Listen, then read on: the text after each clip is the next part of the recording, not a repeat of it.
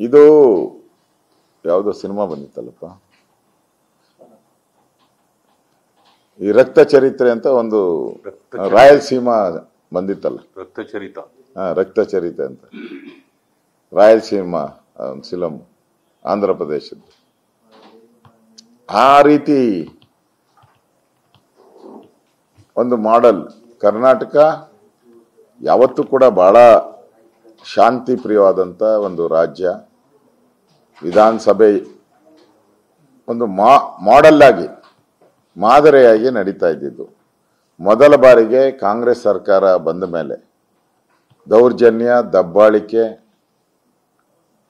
ವಿರೋಧ ಪಕ್ಷಗಳನ್ನ ಮಟ್ಟ ಹಾಕುವಂಥದ್ದು,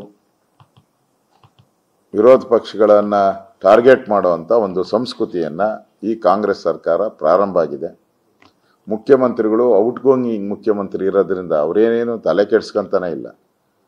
ಯಾರು ಇಲ್ಲಿರುವಂತ ಮಂತ್ರಿಗಳು ಆಡಿದ್ದೇ ರಾಜ್ಯ ಆಗೋಗ್ಬಿಟ್ಟಿದೆ.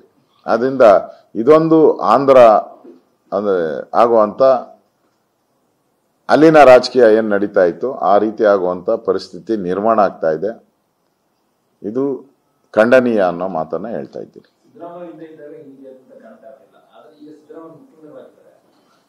ಆದ್ರೂ ಅವ್ರದ್ದೇನು ನಡೆಯಲ್ಲ. ಸಿದ್ದರಾಮಯ್ಯನವರು ಹಿಂದೆ ಇದ್ದಂಗೆ ಇದ್ದಿದ್ರೆ ಈ ತರದ ಒಂದು ವಾತಾವರಣ ಬರ್ತಾನೆ ಇರ್ಲಿಲ್ಲ.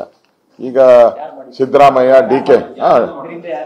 ಇದೆ, ಯಾರಿದ್ದಾರೆ ಉಪಮುಖ್ಯಮಂತ್ರಿಗಳು, ಅವ್ರಿಗೆ ಮುಖ್ಯಮಂತ್ರಿ ಬೇಗ ಆಗ್ಬೇಕಲ್ಲ. ಅದಕ್ಕೆ ಎಲ್ಲ ವಿರೋಧ ಪಕ್ಷಗಳನ್ನ ಬಡಿದ್ರೆ ನಮ್ಗೆ ಸೋನಿಯಾ ಗಾಂಧಿ, ರಾಹುಲ್ ಗಾಂಧಿ ಅವರು ಬೇಗ ಆಶೀರ್ವಾದ ಮಾಡ್ತಾರೆ ಅಂತೇಳಿ ಈ ಆಂಧ್ರ ಚರಿತ್ರೆ ನಡೀತಾ ಇದೆಯಲ್ಲ, ಹಂಗೆ ದ್ವೇಷದ ರಾಜಕಾರಣವನ್ನ ಆಂಧ್ರ, ತಮಿಳ್ನಾಡು ಈ ಕಡೆ ನಡೀತತ್ತಲ್ಲ, ಆ ತರದಕ್ಕೆ ಹೋಗ್ತಾ ಇದ್ದಾರೆ ಶಾರ್ಟ್ ಬೆನಿಫಿಟ್ಗೋಸ್ಕರ.